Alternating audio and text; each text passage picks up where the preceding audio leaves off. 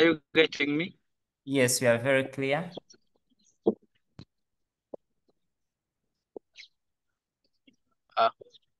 Almighty God, we thank you for this evening that we have gathered here to worship your name, as we have gathered to learn, Lord.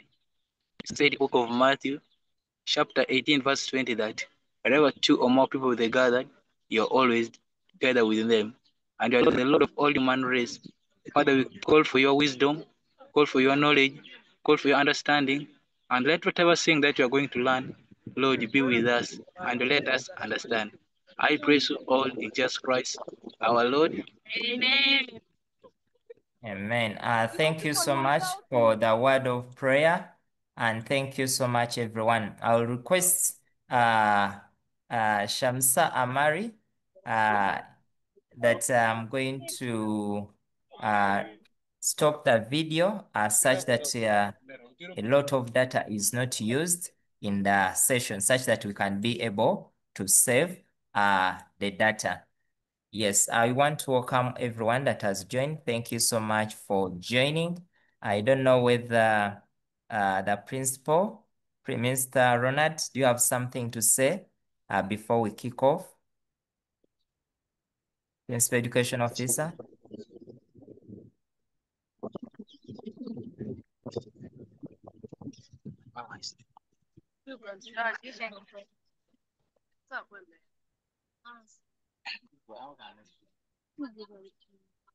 Oh, Mr. Ronald? Okay, I think I'm not getting Mr. Ronald, but we shall get him. We want to welcome our facilitator, Teacher Win. Thank you so much for accepting to lead Mr. us in this Kaziva, session. Mr. Okay. Kaziva, I cannot speak. I'm on the road, but I thank everyone who has joined, and I thank Teacher Winnie for accepting to come, and wish everyone a good day. I'll be listening in for the rest of the session. Thank you.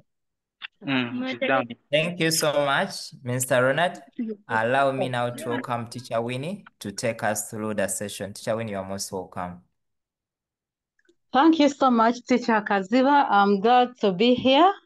And I thank God who has enabled me to create time for this. As we build the nation, as we help our students with the final touches in their exams. Yes. So I've said we are doing these numbers as the facilitator gets on. Yes, sorry.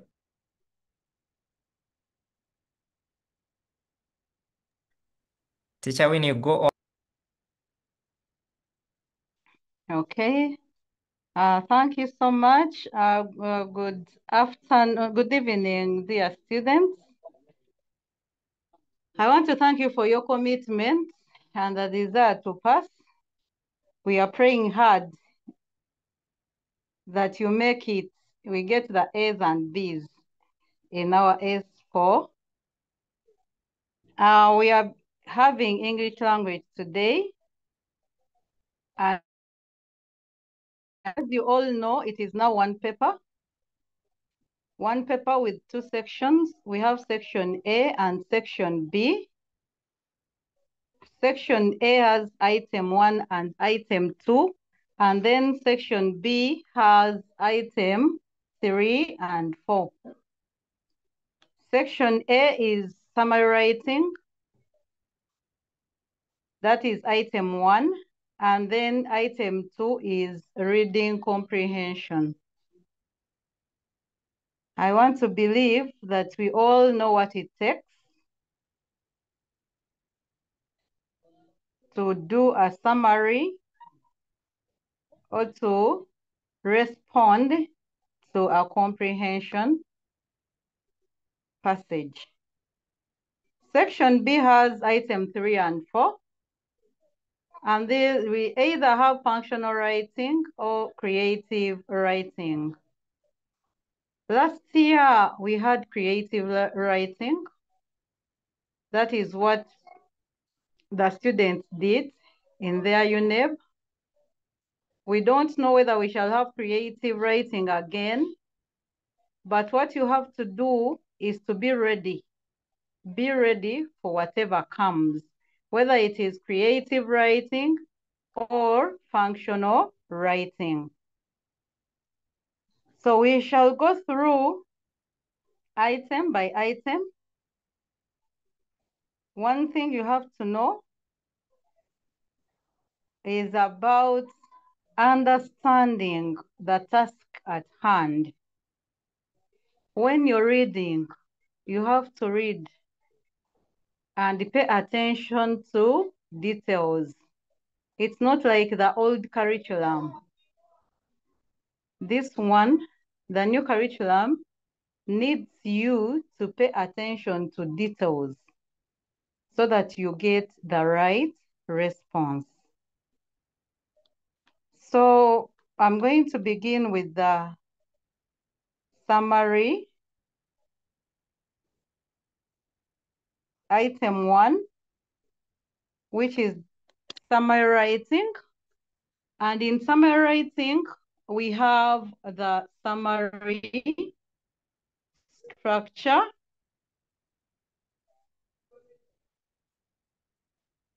That summary structure scores 3.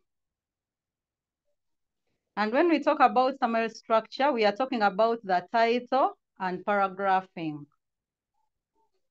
It is very important that you write the title.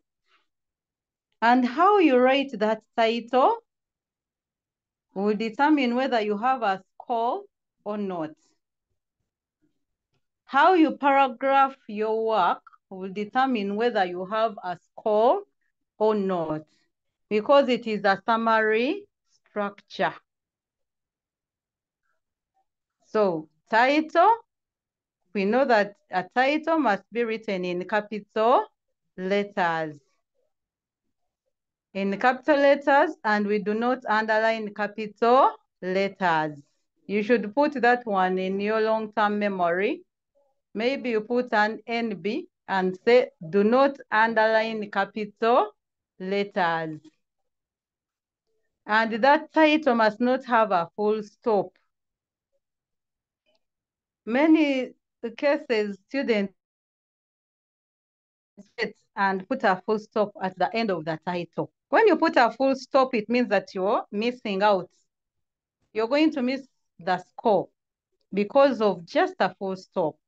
So write your capital letters. And we all know that the title is got from the task. After reading the task, that is where you derive your title from. So, and then we also have the paragraph, an indented paragraph. In case you have your title in capital letters, correctly written, and then you have a block paragraph, it means that you're going to miss out on the 3 scores. So it is binary judgment. You either have a score or a 0. If one of the items is wrong, you will score a 0. So I'll put down instance where you score a 0 for the summary structure. It is not only the title or paragraphing, but it is the summary structure. That too must be correctly done for you to score the 3. If one of them is wrong, then you will not score. So if you have a wrong title, for example, if they have asked you for the effects, the causes and effects of environmental pollution, and then your title is environmental pollution, that is a wrong title. It means that you do not score. You're going to get a 0 there on summary structure. Then we are talking about an incomplete title. If the title is the causes and effects of environmental pollution, and then for you say the effects of environmental pollution, that is an incomplete title. Or you just say the effects and causes of environmental, you end there. That is an incomplete title.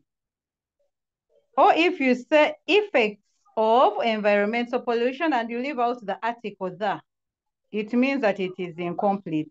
So you will not score the 3.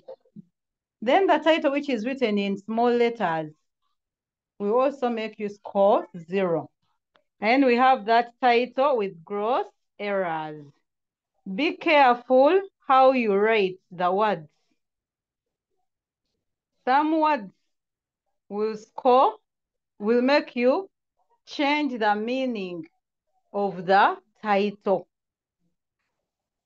For example, if there is a word impact in a title, and then for you to write impact, those are 2 different words. Those are gross spelling errors. Impact and impact are different words. So that means that you're going to score 0 because of that gross error in spelling. And if you write more than 1 paragraph, we say that in summary writing, we must have 1 indented paragraph. If you write more than 1, you will score 0 because it is wrong. We expect you to write 1 indented paragraph, even if the task has more than 1 aspect. If you're talking about causes and effects, we expect all that to be in 1 indented paragraph. Do not have 1 paragraph for causes and again another paragraph for effects. That will be wrong. And then the block paragraph. If you write a block paragraph, that means you're going to get a 0. You score 0 because we expect you to leave some space from the margin. Those ones who don't know how to indent, please get your right finger and put it on the margin. From the margin, I want you to put a dot up after the first line on your first finger. That line should help you to know the centimeters you leave from the margin so that you do not have issues with paragraphing. Skipping lines, all these jointed paragraphs, that means you're scoring 0. We do not expect you to skip lines anywhere in English language. Some of you think that when you skip lines, you are making your work neat. That is wrong. There is no way you can make work neat by skipping lines. It means that you're disjoining your work. So avoid skipping lines, even if you have 2 aspects in a task. So I put for you there, if 1 aspect of the structure is wrong, then you get a 0. You get a 0 in both. There is nothing like 1 mark for title and then other marks for paragraphing. As long as one of them is wrong, you score a 0. And then the full stop, I've already talked about that. And then the article must appear in the title. Look at the task. If that task has an article, whether the article is the or a, please put it there. Let it be there so that you don't lose out on the 3 scores. So that is about the summary structure. Do we have any question about the summary structure? Any question? If you have a question about the summary structure, please ask so that we go to the summary content. Okay. Charlene, we do have. Pardon? We have some questions. Samsung, unmute.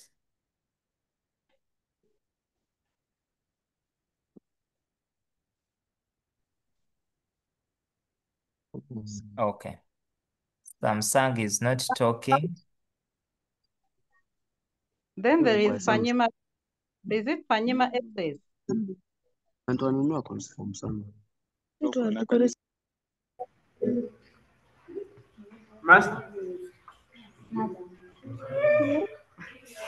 Madam. Yes, go on and ask. I would like to ask. Yes. You go ahead and ask. I would like to ask if I can cross out the summary after writing it, the rough copy. Do not cross out the rough copy after writing. It will be up to the examiner, the one marking you up, to cross it out. Okay. Yes. Mogisa.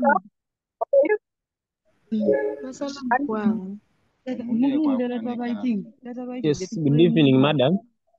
Good evening. Yes, madam, what I'm asking is that if I have written each and everything here very well, for example, the structure is very well, but the content in that structure is somehow wrong. In the answer that I have written in the paragraph, they are wrong. Can I get those 3 marks? We mark the summary structure before the summary content. So even if your content is wrong, you would have scored the 3 for the summary structure.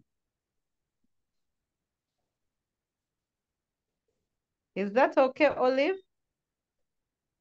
Can we have Solid Rock High? Unmute. Really?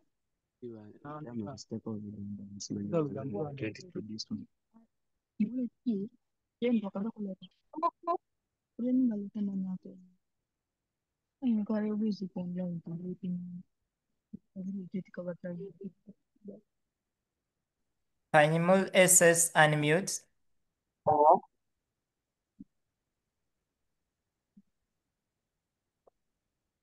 Panyimul SS.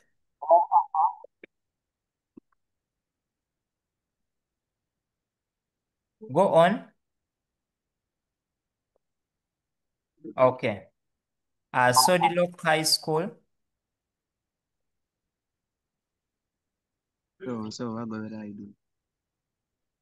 That's how me.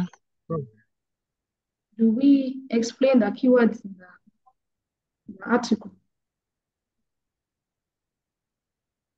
The keyword? Keywords in the title? article. In the No, article or the title? Like you get the keyword, like for example, they're talking about position. We explain it in the summary. No, you do not explain any word in the summary. Just write the answer the way it is, but do not explain any word. Don't explain any word.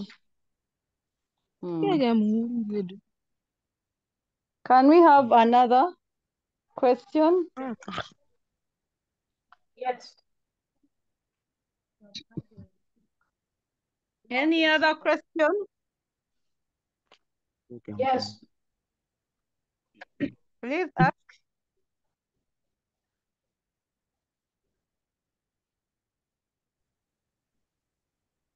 Our question is, what you told us that you should write the title in lowercase, and then you underline it and put a full stop on it. Right. It is wrong to put a full stop on the title. You will miss a score if you put a full stop. And then about underlining the lower case, we call it title case. Now, if you write the title in the title using the title case method, you may forget to write the keywords in capital. Every keyword must begin with a capital letter. So for us, in order to prevent that, we insist on capital letters. because with the capital letters, you don't need to underline. But now if you write in lowercase, and then you do not write the keywords, you don't begin the keywords with a capital letter, you're going to lose the score. It is very important that you write in capital letters, do not underline, do not put a full stop. That one will save you a lot.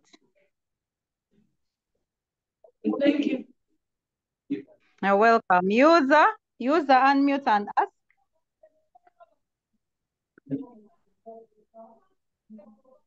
Act High School.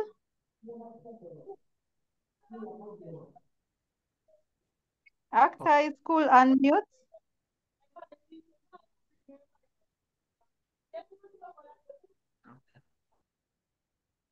Oh. Can we please ask the questions because we have a lot to cover? Catale. St. Mary's Catale. Yes, madam. Madam, please. You can now see. How do we end the summer? How do we end the summer? Tubimanya tebe bashugana. You end the summary with the last point that answers, that responds to that task. There is no way, there is nothing like concluding in summarizing. You only end with the last sentence that responds to that task.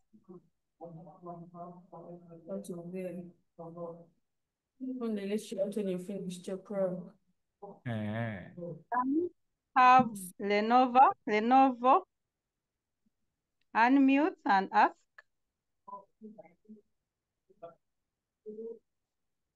Lenovo is off. Magale Secondary. Magale Secondary, can you unmute and ask?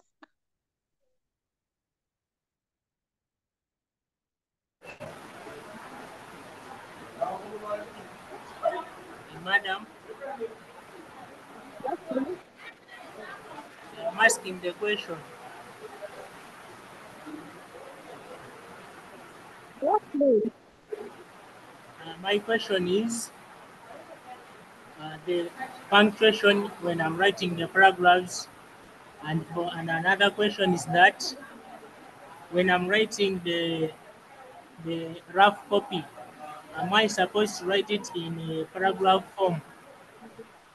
And another question, in the fair copy, when I'm punctuating, you find that I put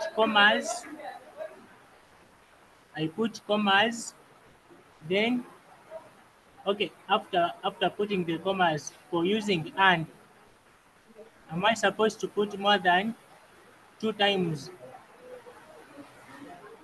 Okay, that is about summary content. We shall answer that. We are going to summary content. Right now, we are dealing with questions about summary structure, the title and paragraphing. Okay. Okay. Teacher Winnie? Yes, Teacher Winnie. Maybe we finish the summary and then we shall get the. Okay. Teacher Winnie? Yes, please. Yes, let me use the chat such that we are very clear. Now, BSK, they're asking, what if I start my title in a line and then it does not fit there, but when I started in a form of a paragraph, do I go back to the line or I start from where I started from? Dear students, when you're writing the title, it is better that you write it you start your title near the margin. And then as you write, and then it does not fit on the first line, and you go back to the second line, still begin below where you started. Stop beginning your titles from in the middle. Because some of them are long, and then you have to go to the next line. So you begin from the margin. Then also when you need to use the second line, you begin from the margin below the first line. Is there any other question in the chat? Okay, another question. Is there any restriction in the number of words in the title, minimum or maximum? No. For the title, as long as we said that we get the title from the task, where that article begins from. So that means we do not limit. What is important is the correct title, not the number of words. In section B, that's where we have limits when it comes to creative writing, is where we have limits for number of words in a title, but not the summary.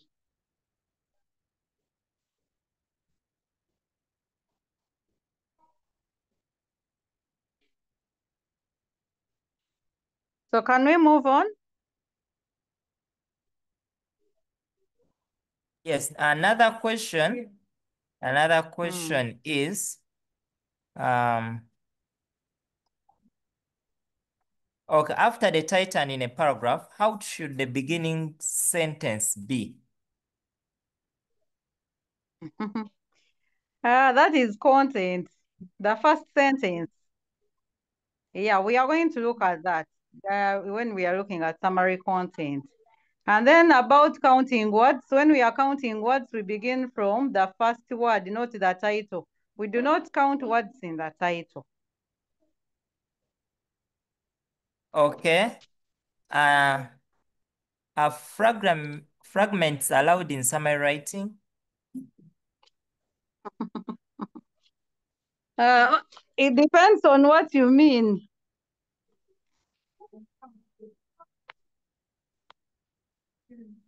Oh, okay. Okay. Okay. What if you capitalize some of the words, for example, New York development, but when you have capitalized N, the Y, and the development? Not allowed. Okay. Talk about some points which do not fit in the sentence. For example, a reminder of 2 points. Pardon? Talk about some points which do not fit in the sentence. For example, a reminder of 2 points. A reminder of 2 points. You have not got that one. Okay. Then, am I supposed to use my own words after the full stop? For example, otherwise? After full stop? The question? The question. Okay. Teacher Win, I think let's first proceed. Then we shall gather all the questions. Okay, I've seen the one for otherwise. Am I supposed to use my own words after the full stop? For example, otherwise. Some words are redundant and you should not use them. Why should you use it otherwise? If it is not called for. Avoid using redundant words in your summary. Okay, let us go to the summary structure. You can write your questions. We shall handle them as they come. Let us handle the summary structure. The summary structure scores 9. It scores 6. So 6 plus 9 plus 3, that is 9. That means that the summary takes 9 scores. So summary structure, a subject must appear in the first sentence. The subject of that summary. If the summary is about corruption, we expect the word corruption to appear in your first sentence. If it is about environmental pollution, we expect environmental pollution to appear in the first sentence. And then we've said a subject in its noun form, not the pronoun. Not use it in your first sentence. When you use it, you're going to be penalized because now what are you talking about? It can come in later. You can use the pronoun later, but after introducing your subject in its noun form. Then you must write complete sentences. That one for you to earn a score, you must have a complete sentence. And then avoid spelling errors. I talked about spellings. There are spellings that change the meaning of words. Then we have the spellings that do not change the meaning. They do not exist actually. So make sure that you write the correct spellings. Get the spellings from the passage. Some students read a different word from the text, and then when they write it this side, they write a wrong one. So make sure that you transfer the correct spellings. And then in your content, we do not expect you to use contractions. Words like don't, can't, we don't expect you to use them. So you have to also take note of that. Contractions are not allowed, and also abbreviations. In case of hyphenated words, then you must use the hyphens. Those hyphens must appear. Remember, the hyphen make a compound word. So if you do not put that hyphen that is in that word, it means that you have changed it from compound to simple. And you're not allowed to do that. Someone was asking about commas. You should not exceed 2 commas in a sentence.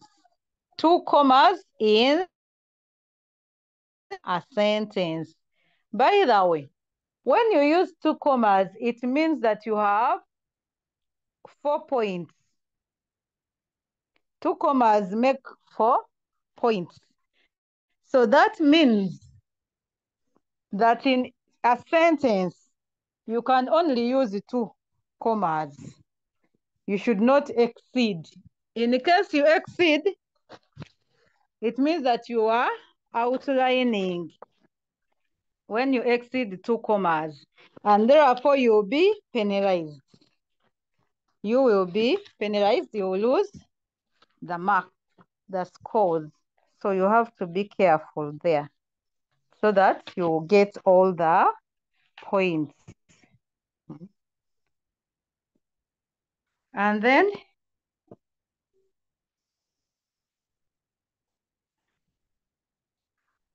make sure that you have your paragraphs, you have your sentences neatly written.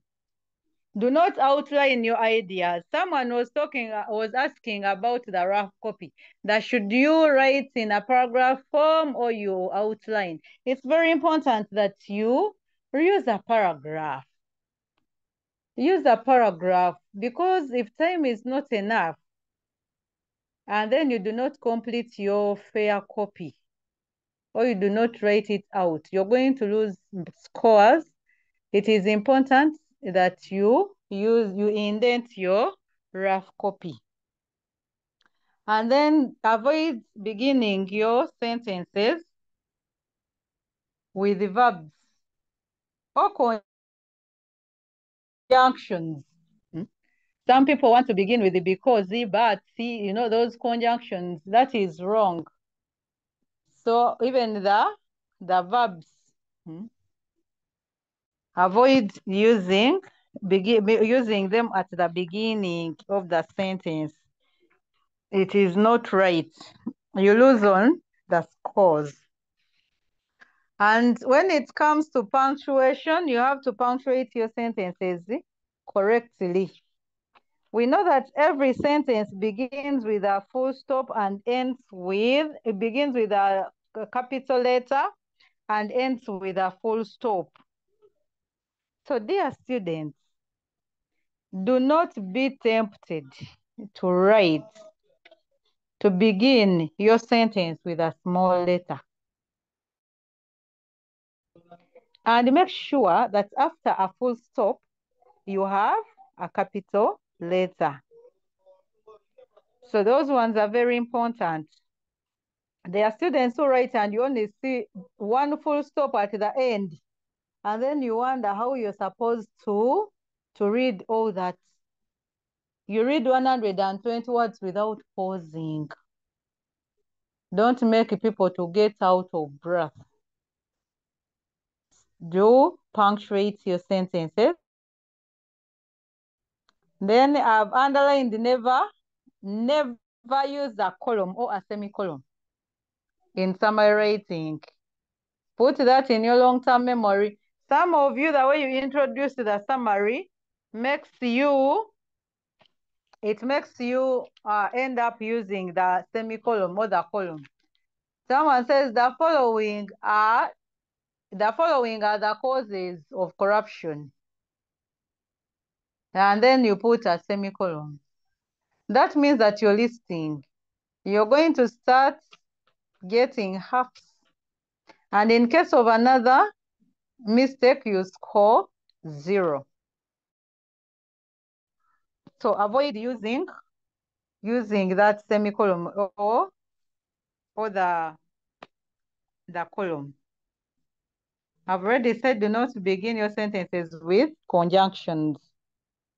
And then do not use capital letters or small letters in wrong places. There are people who don't know how to write capital P, capital F, capital W, small w, small f. Some people have issues with S. And those are always contagious issues when it comes to your name. Is this a capital W? How should a capital W appear? Does it have sharp endings? And what about the F? Is the F, the small one, slanting? Or does it have a sharp corner, you know? So you have to know you must learn to write letters because some appear capital when actually they are small to you who has written. Some appear small and yet they are capital to the person reading your work. So that one makes you lose marks. And he said, do not use abbreviations. And in case of 2 aspects in a task, you must put a transitional word. And we have just one word. Remember, we have word limits. Now, if you write words that are phrased like, on the other hand is going to take your words. And yet the words are counted. So what you do, you do not what you do, you just have to use one word, however. However, will save you a lot. That one shows that you're changing maybe from causes to effects, and you'll get your score. It said respect word limits. The words are counted. And I want to believe you know how to count the words. Each word, if it is a compound word, a word with a hyphen is counted as 1.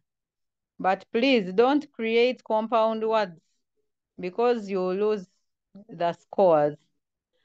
And about word limits, when you're counting, when the task says in about means you add more 5 words. If it says in about 100 words, it means you're going to write 105. But if they say in not more than 100 words, it means that you have to write 100 words or less, but not more. So you also have to put that in mind when you're reading the task. Are you adding the 5 words or not? It is very important. And then I put for you the scores. The summary structure is 3. And then the summary content is 6.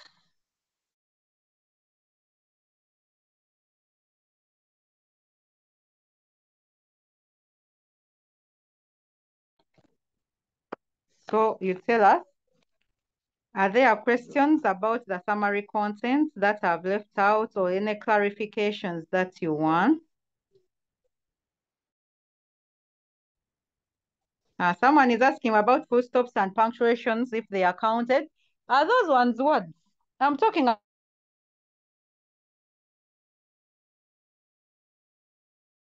about words. A word you can read, not a symbol.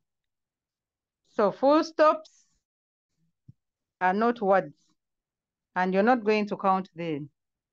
Commas are not words. They are not counted. We will count the words that we read. You count word by word right from the first paragraph.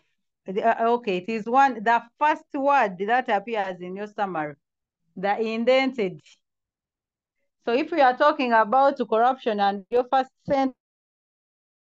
sentences, and your first sentence says, corruption is caused by greed, weak institutional structures, political interference, and lack of transparent public procurement. That means we're counting right from the word corruption. That is how we count. But we do not count the title, the words in the title. You're not supposed to use words like, for example, or such as. That is not allowed. Remember, we have word limit. Word limit means you're summarizing points. You're summarizing that whole passage into just few words. That means you do not give examples, you do not explain, you just answer the task. What does it say? You answer the task according to what it says. You're not going to bring in examples. And then, yes, there is a comma after however, comma, and it is very important. Do not forget that comma there after however. It must be there. It must be there, and please put it there. And then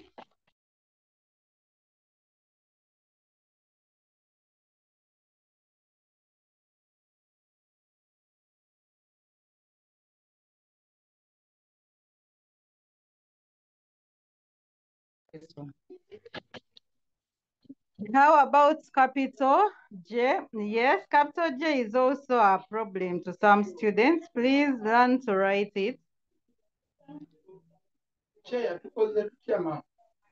And then limited commas in the whole summary. Yes, I said that there are 2 commas in one sentence.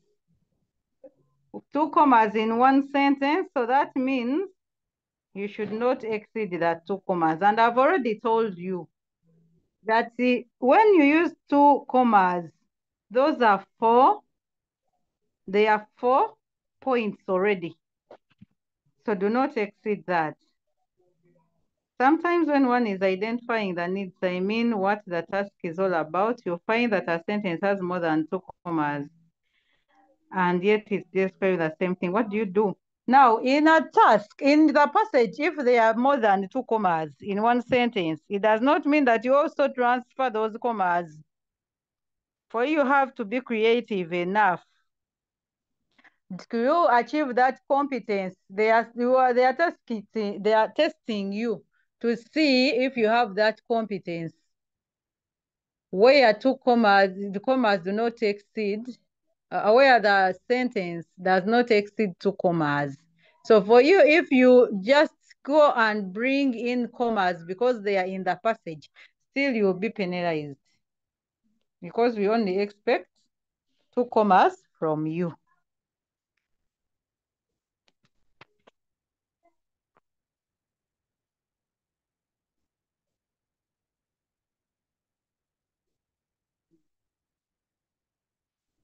Hello? Hope you hear me.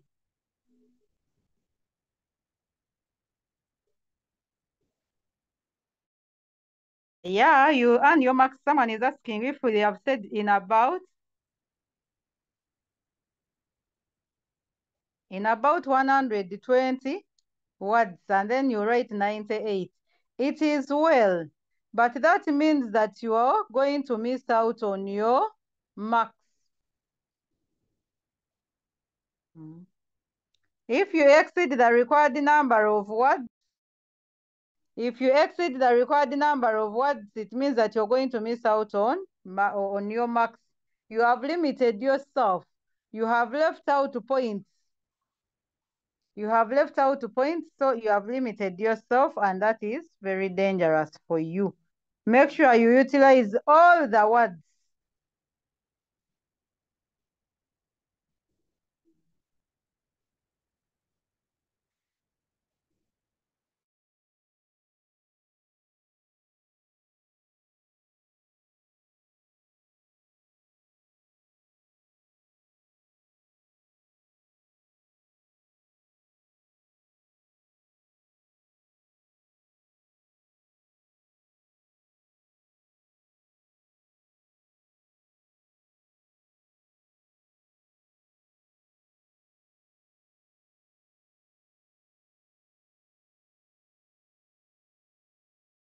Okay. Teacher Winnie?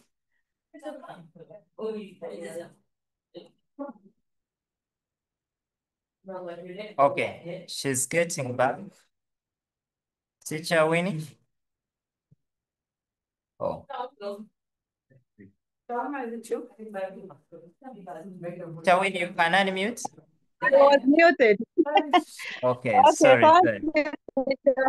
Now, still responding to some questions in the chat. I don't know whether they got all.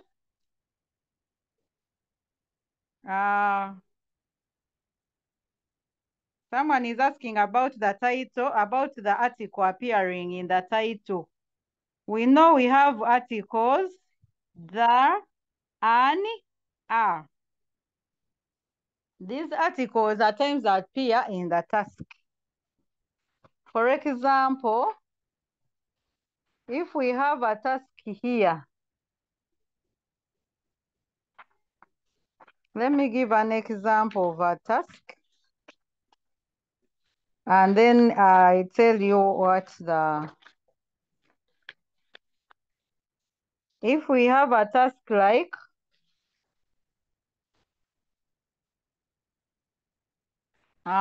Sarah's parents.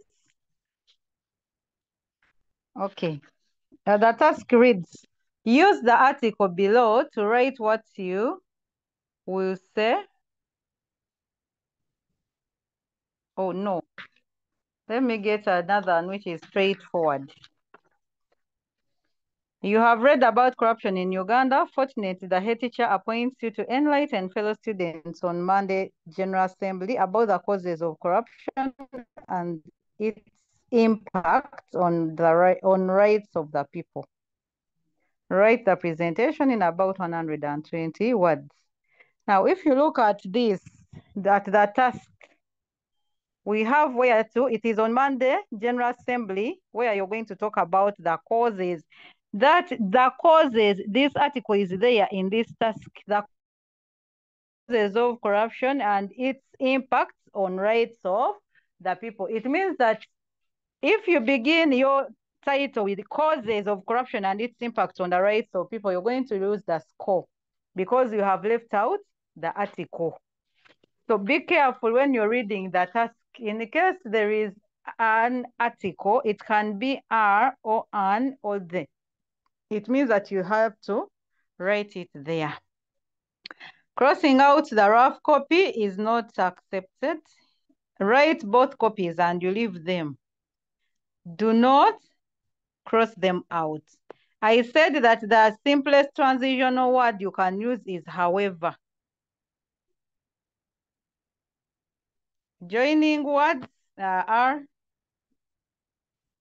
how do you use them? That one is also important. If you're just going to use joining words because you're bringing points together, you may end up losing. Every sentence must not begin with a subject. You can even use the pronoun. Like I said, now if you have said the corruption is caused by greed and this, and then you want to add on other points, you can bring it. But again, you have to be careful.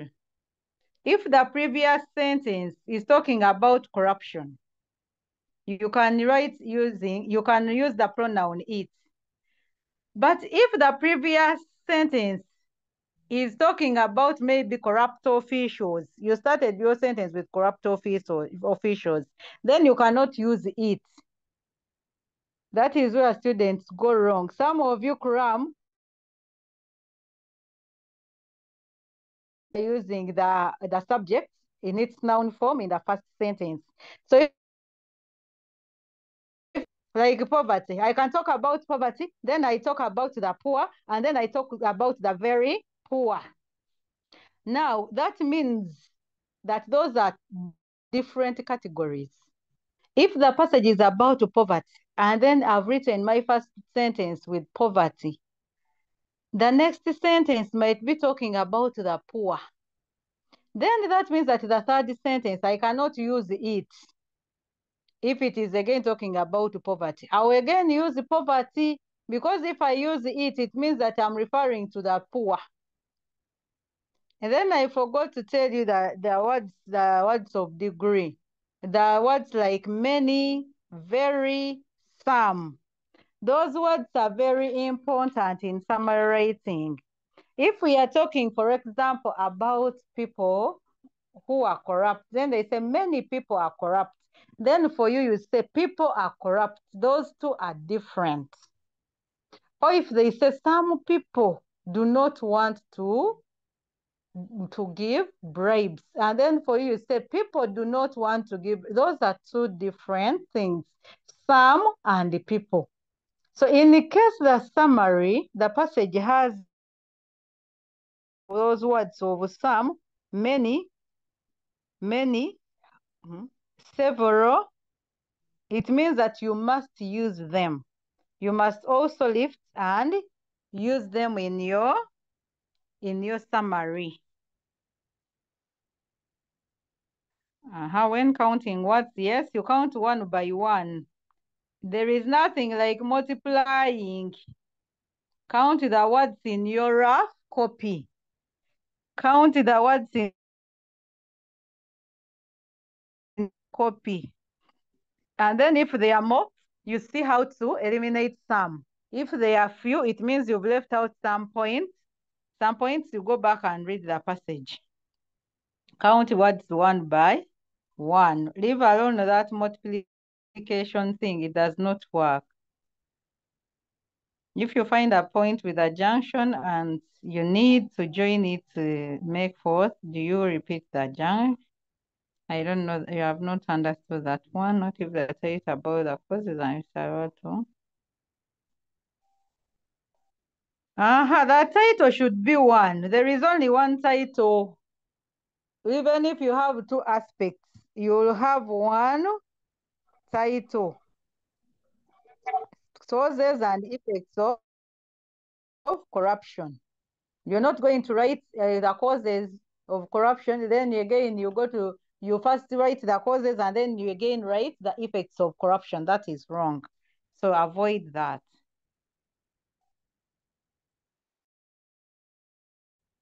Yeah, you count the words in the rough copy just to be sure that you have the required number of words. So if there are many, and remember as you read your passage, you identify the points by underlining them with a pencil. You underline those parts that answer the question, so that when you're writing out your rough copy, it is easier for you. Madam, what do you mean by the article? I've already answered about the article. What do we say about the two summaries in one question? I said you write one paragraph for that two. Write one paragraph for that two, please. It is very important.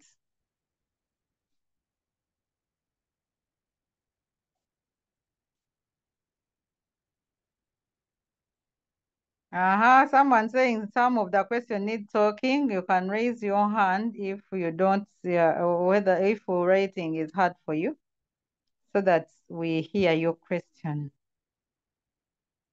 Yeah, you can summarize up to the exact word limit. It is okay. You can summarize up to the word limit. It is okay.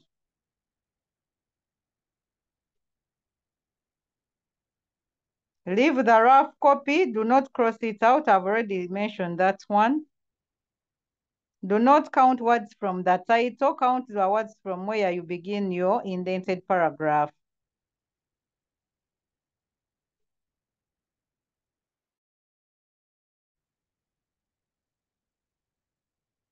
Teacher Stephen, can we go to the next? We go to reading comprehension, unless there is someone with a burning issue.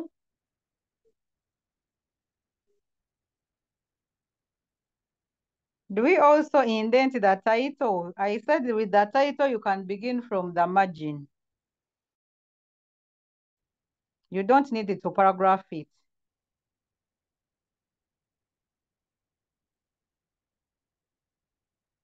You can start with the causes and then you go to the effects after.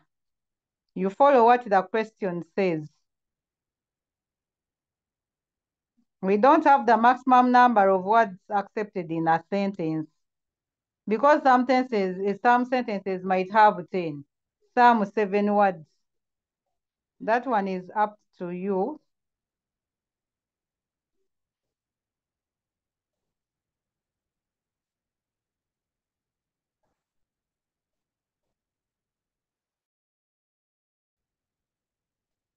Examples of the transitional words, we said, however, on the other hand, but I said on the other hand is long.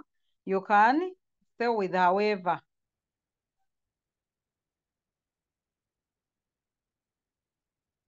Yes. And count your words, and after your summary, below there, you write the number of words that you have used. That one is accepted.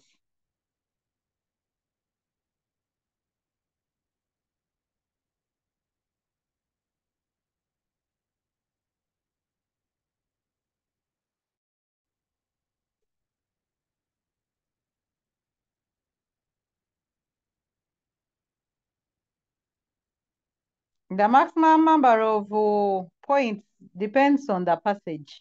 Because in this new curriculum, we have ranges. Maybe from 14 points to 20, you earn 6. You score 6. From 13 to 8, you score 4. So it depends on the subject or on the passage. It is not constant. Some will be 13 to 20, some will be 14 to 20.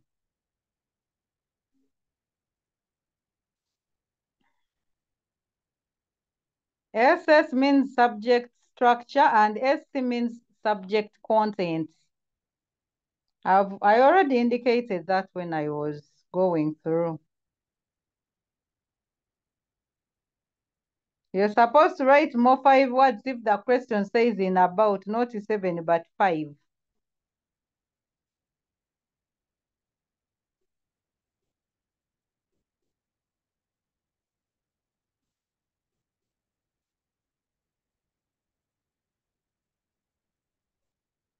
Yeah, teacher Stephen, someone wants the first slides on summary structure. We shall share with them. It's fine.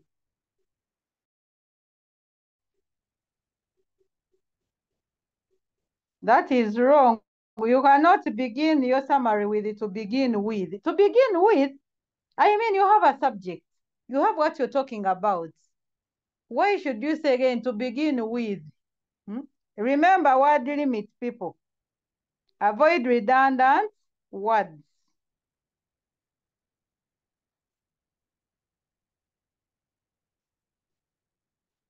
So I think we go to the next item. We go to item 2. MC, there is someone with a burning issue, teacher Kaziva. I think we give them time to speak. Can we give them time to speak? Those ones with burning issues who can't write.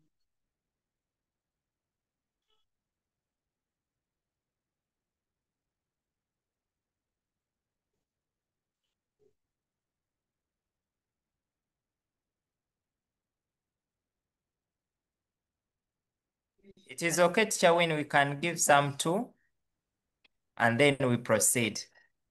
Alternatively, maybe we can continue, and then we shall come back to answer any other questions.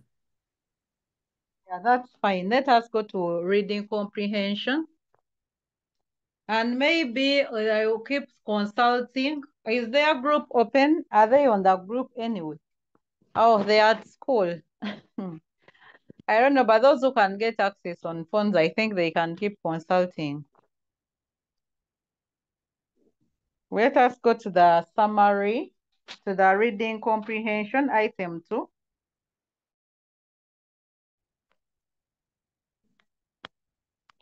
In summarizing, we use the tense. We use the present tense, the tense in the question.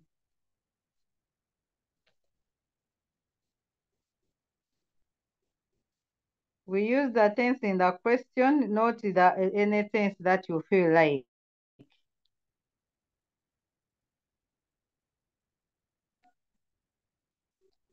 So there we are on reading comprehension. I think you're now aware that that reading comprehension has the highest scores. It has 29 scores. Summary has 9, and reading comprehension, item 2, has 29. And again, it is binary judgment. You either have a score or a 0. So we have EC, we have GU, we have CA, we have IF, OP, and AL. I'll explain them in details. By now, you should know what those codes mean and the score for each. When you're writing exams, it is important that you evaluate yourself. Have I got all the 6, or I have a 0? Do I have the 3, or do I have the 5? So you need to know how you're going to score. I started with GU. GU is the grammar usage, and it has 5 scores. There are 2 tasks that can be asked from there. You're either given a task to explain something from the passage, or you're told to give the meaning of a word or phrase from the passage. Oh, sorry, this is grammar usage. Grammar usage, you're supposed to join 2 sentences. I was explaining the EC because I saw EC first in the box. Grammar usage, you're supposed to join the 2 sentences, and these sentences come from the text, the passage. So when you join them, we expect that you write the sentence clearly, and it must have meaning. It must make meaning. And then we expect that sentence to be correctly punctuated. When you miss out on a full stop, any punctuation mark anyway, if the sentence requires a comma and you leave it out, you will not get a score. If you forget the punctuation mark at the end of the sentence, whether it is a full stop or a question mark, you're still going to lose the score. And GU, grammar usage, is 5 scores. So make sure that you get all the 5. Make sure that you get the 5 scores. And that is the GU. Then we have the EC, the one I was explaining at first. We expect you to give a correct response, and then we expect you to use the knowledge from the text. So you're either going to give the meaning of the word, or you're going to be given a question to explain. In this task, we expect you to take note of the tense and the spellings. Even the grammar usage spellings are important. So now if they ask, where was Winnie going? And then you say, Winnie is going to the market. It means that you have a problem with the tense. So you're not going to score. You have to take note of the tense in the task so that you respond accordingly. Then we have the CA, which is character analysis. When it comes to character analysis, we need the traits. Traits. When you read about characters in that passage, you get to know them. So we expect you to give us a character trait of that person, and then the justification of that trait. But you're not going to give us the physical appearance. When you say that she is beautiful, they're asking you about a character trait of someone and then you say she's beautiful. That is not a trait. But if you say she is lazy, you have to tell us why you say this person is lazy. So when it comes to CA, for you to earn the 6 scores, you must have all that is needed. So, and then avoid using negative statements. If you say James is not sensitive, that is wrong. I've even underlined the word not. You should not use the negative. Instead, you can say James is insensitive. That one is okay, but you don't say not sensitive. That is not allowed. And ask, what character do you admire? You've read a passage and then you ask, which character do you admire? You must give the traits based on values. You're not going to tell us that you admire Wangara. Like I read about Wangara, I think it was the Jeb Mock, who impregnated an S2 girl. And then for you admire Wangara. Wangara, who is still in school and has impregnated someone, a senior 2 student, is the one that you admire. That is wrong. So you have to also base on values. Remember, we are grooming you to be better citizens. And then avoid abusive language as you come up with the traits. Much as it hurts you, you read a passage and then you're touched. You know that person has really annoyed you. It does not mean that you abuse them. We have examples of traits, the positive and negative. I will not go through them, but you'll get them when you get the slides. So the traits are there. Teacher Stephen, you can share with them the traits, and then we go to opinion stroke prediction. So opinion stroke prediction is also another one. We have that OP. It also scores marks, 6. So that means you either have to give your opinion or your prediction. You've read a story, the girl Belinda is pregnant in senior 2, but the story ends somewhere. We don't know what happens next. And then, they ask you, what do you think happened to Belinda? Now there you're going to predict. Maybe she dropped out of school because of the pregnancy. Maybe the family supported her.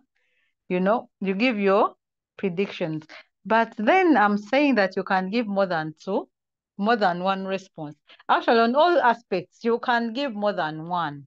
But begin with what you feel is the correct. As long as you give an appropriate opinion or prediction, you give a score. But again, you have to avoid the negative. Eh? In a case, imagine you are Belinda's elder brother. What would you have done to Wangari? Wangari was impregnated Belinda, who is your young sister in senior. What would you have done? Then you say, I would kill.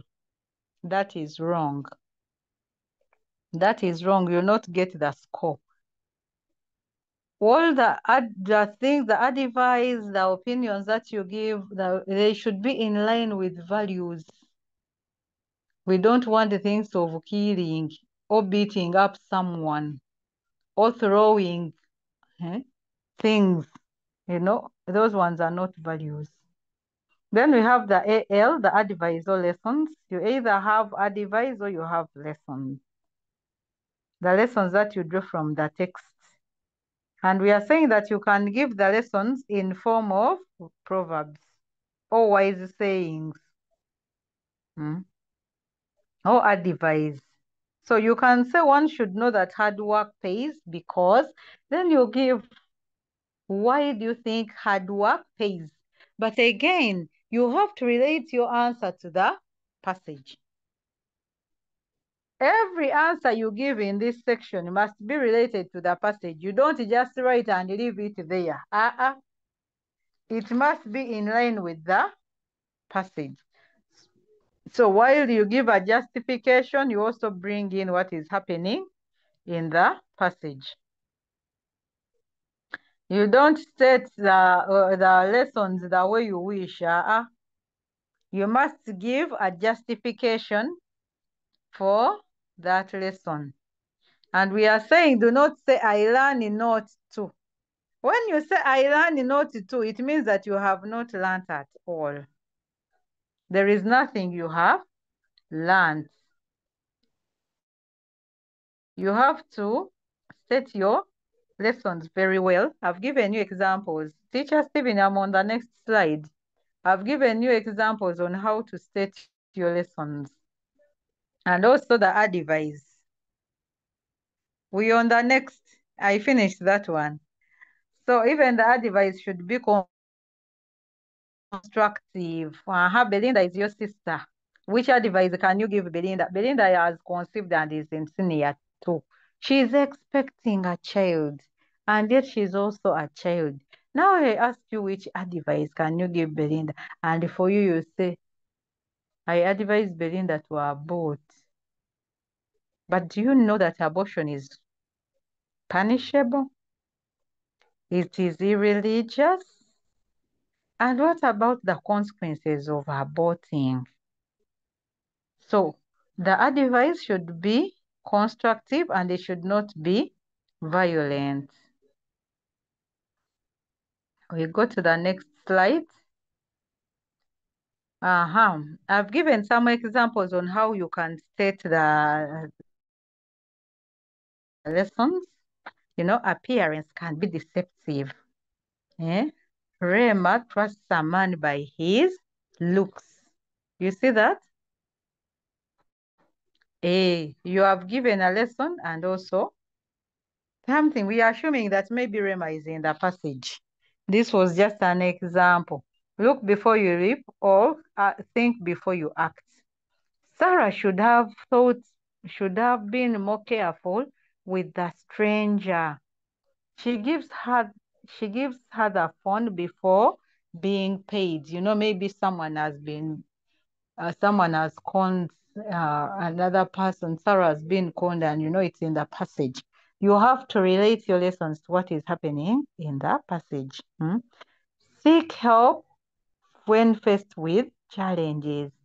John would have shared with his best friend about the relationship or about the thefts or about anything, what is happening in the passage. Patience pays. If Lorna waited for the teacher, she would have achieved her goal. In case the passage is about that. So you set the lessons in line with what is in the passage.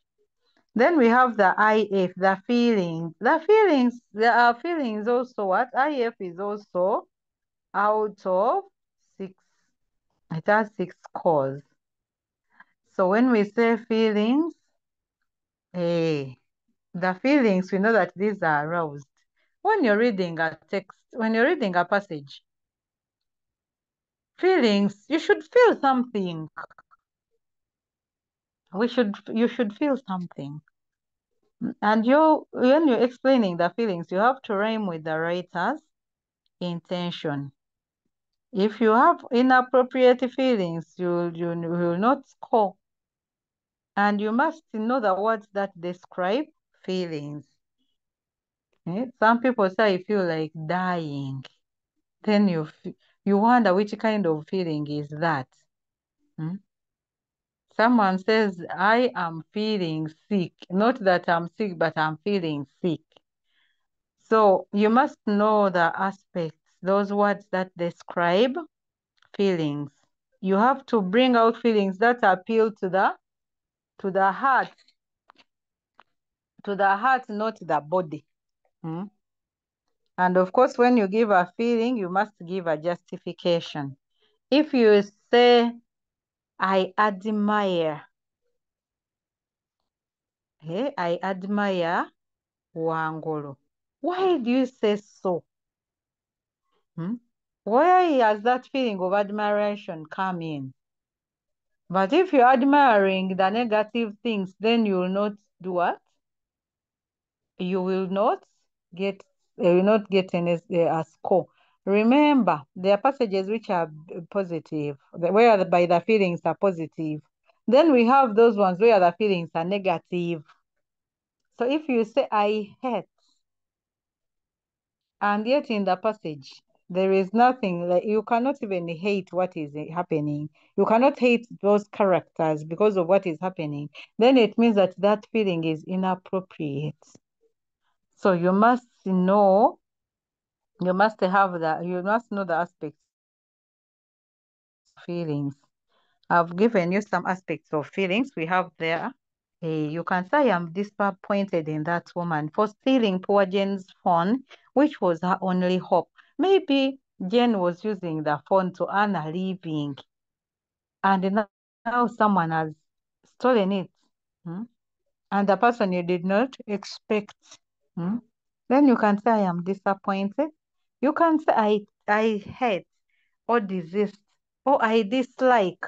And you must give reasons why you dislike that particular character. You can say, or I pity, or I am sorry. Now, if you're sympathizing with Belinda, yes, I sympathize with Belinda because she's in S2 and yet she gets pregnant and she cannot even share it with her parents. Then disgusted. I am disgusted. I am angry. You have to be, I am surprised. I love. I am sad or I am saddened. I am happy or I am unhappy. You can say I am happy or unhappy or I am hurt. So all those ones can work depending on the nature of the passage and what is happening in that passage. So the feeling, that is where the feeling comes in. So we are through with the item 2. I'm done with item 2, unless there is a burning issue. Yes, Upland SS. Unmute and ask.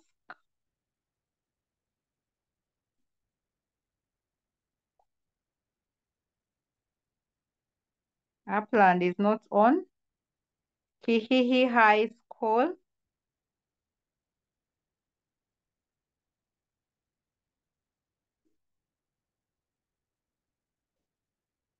Chimaluli High School.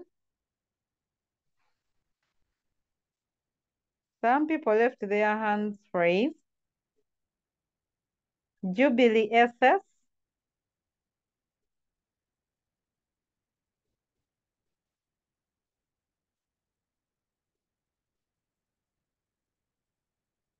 Universal College,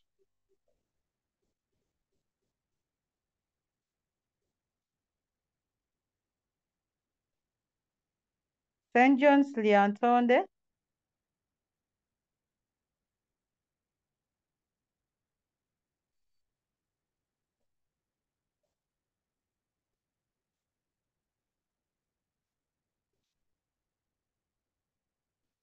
Teacher Stephen, it seems the people who just forgot their hands up.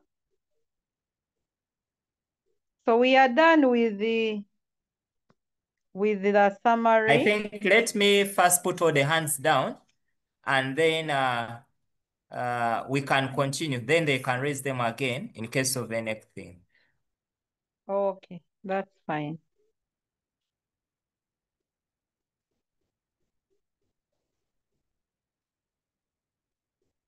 I think, Shawen, we can continue with section B. Okay, let us go to section B because we are time bad. Someone said we are time bad using BAD. BAD. That is wrong.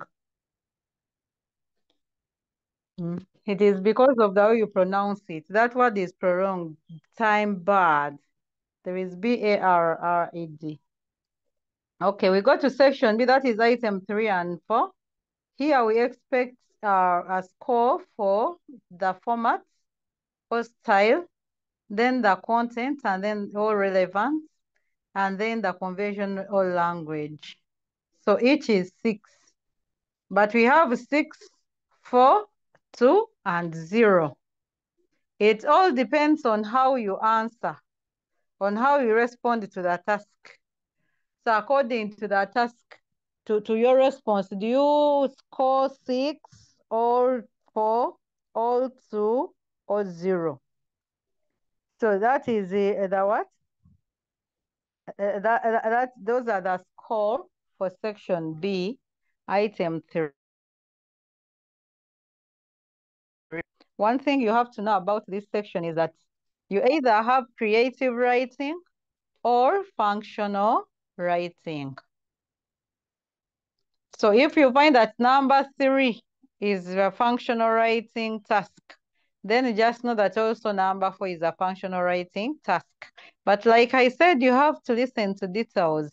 When you're reading, you have to put details in mind so that you come up with the right response. It might need a speech and then you write minutes. That would be wrong. You must read and understand every detail of the task. And then there you will be able to add, to score the required. So when it comes to format, stroke style, we have 3 things that we look at for you to score the 6.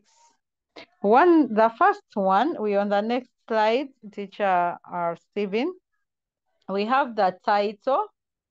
If you have a correct title, you score 2 marks or 2 scores. And again, we have said that you write a correct title in capital letters. Now, it is not automatic that you get that 2 because you have that title. No. Your 2 scores will depend on the title you have written. Is it captivating? Is it eye-catching? Is it appropriate and relevant to the task? Then you'll earn that 2. If you just have a title, for example, you've been told to write about the day you will never forget, and your title is "The Day I Will Never Forget," that is not captivating enough. That one means that you're going to miss out on the 2 score because you have the title there, but you cannot get the score because your title is not captivating enough. So while you write, you have to make sure that you have the correct, you have an eye-catching title. So that title, we normally give that scores for title after reading through the composition. And we see if it is that your title is relevant. And then we said that the title must be less than 11 words.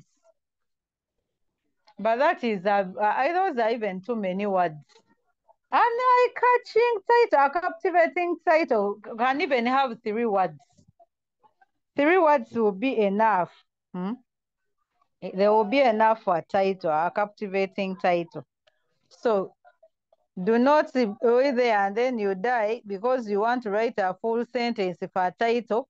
After saying that it is 11 words, then you struggle to make 11. No, you can write 3 to 5.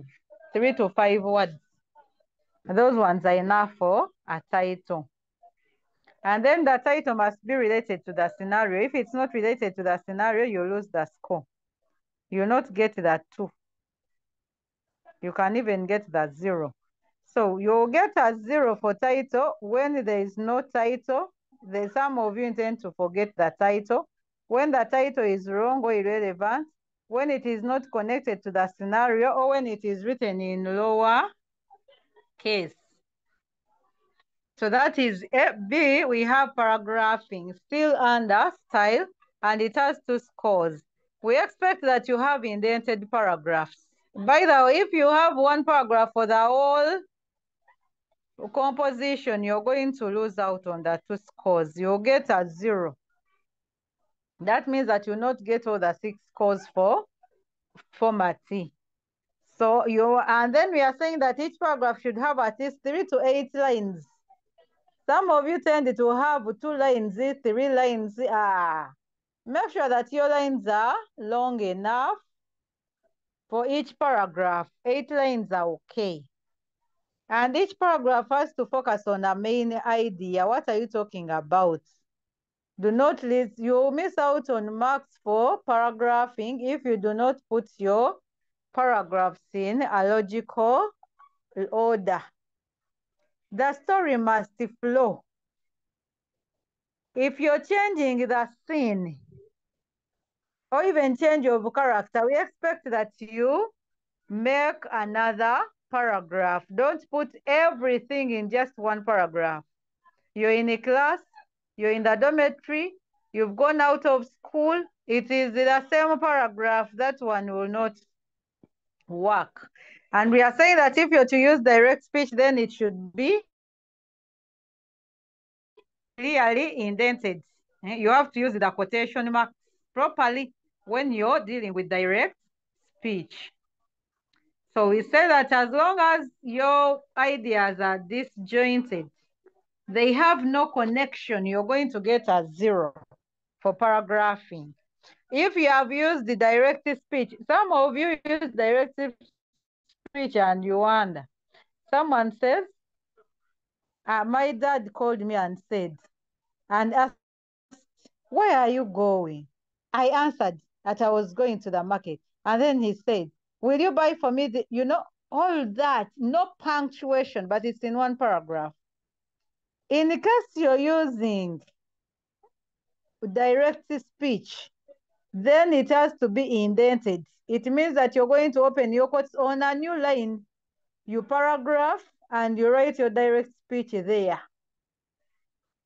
for each speaker. So if you don't indent it, then you lose the marks. You get 0 if the entire composition has only 1 paragraph. And of course, the use of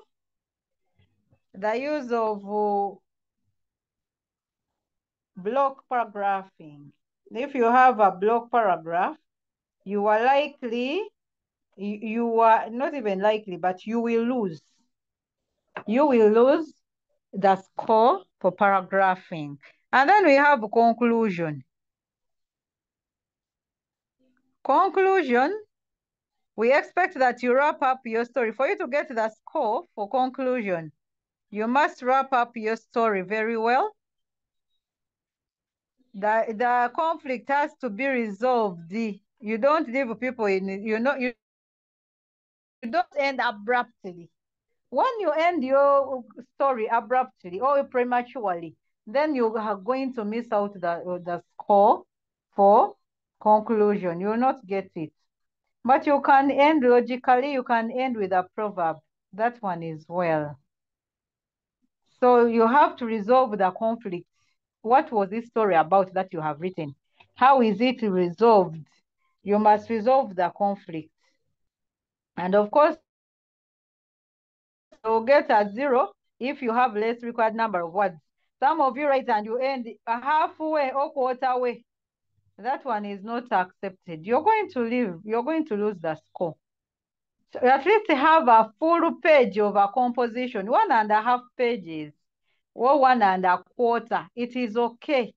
But when you write and you can't even complete a full page, you're going to miss out on the score. So I'm through with the format. I'm going to the CR, the content, stroke relevance. When it comes to here, it has 6 scores. We have 64, 2, and 0. For you to earn 6, you must contextualize the scenario.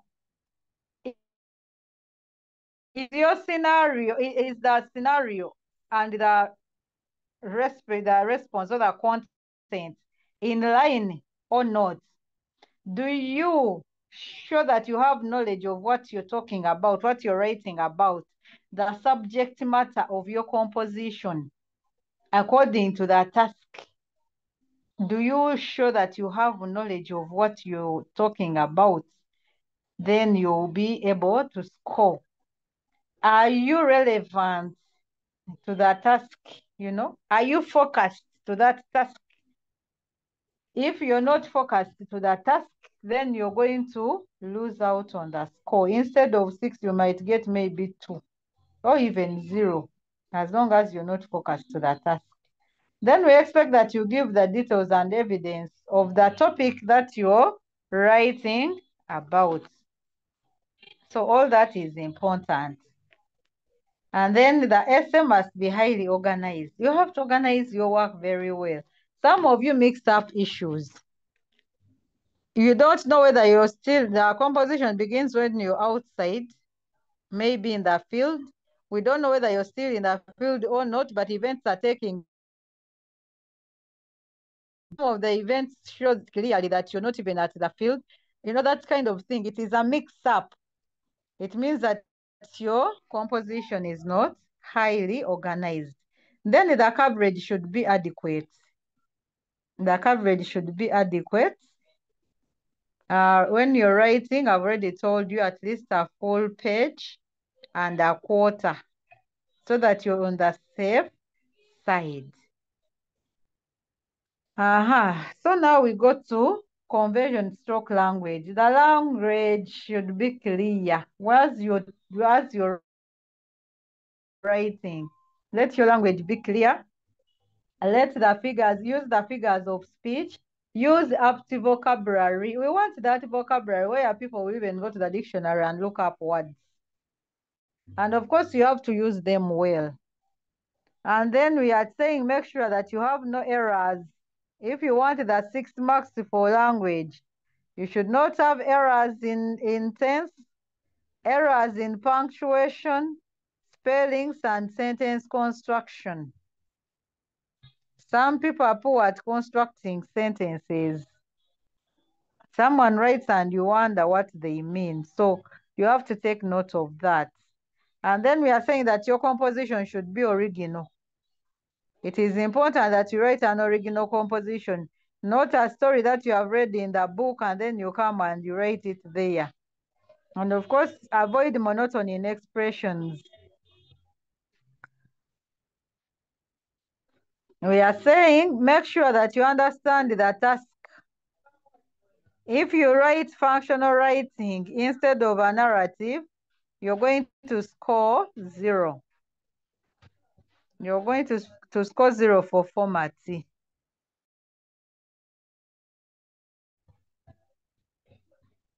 So I'm done with the nitty-gritty for item 2 and 3. But there are slides about creative writing that you can go through. The narrative or storytelling. When you are talking about the narrative, it has to be about a past experience, something that happened. And therefore, that means you're going to use the past tense. You have to describe your characters in the story. And the characters, they might be animals or people. And you give them roles. What are they doing there in that story of yours? We should know. Then you have to imagine the themes and actions of your story. Is it about childhood and teenage life? Is it about love? Is it about celebrations? Is it about enjoyment? Is it about disappointment, betrayal, education? Or it's about a frightening experience, maybe like rape or kidnap or robberies? So you have to get a theme for your story. What are you talking about? It's very important. So while you write the title of your story, it has to be in line with the story. Don't write a title and then it is different. But also, the first paragraph should capture the reader's interest so that the reader is encouraged to read on and on, to read more, to know how does this story end. But if you just leave it in suspense, then it will not be good at all. The first paragraph should entice someone to read more. So we have several ways of starting a story. I also wrote some of them. You can begin with describing the atmosphere or the weather condition. I've even given examples there on how you can begin. Teacher Stephen, you're on the next slide. You can begin your compositions, you describe the weather.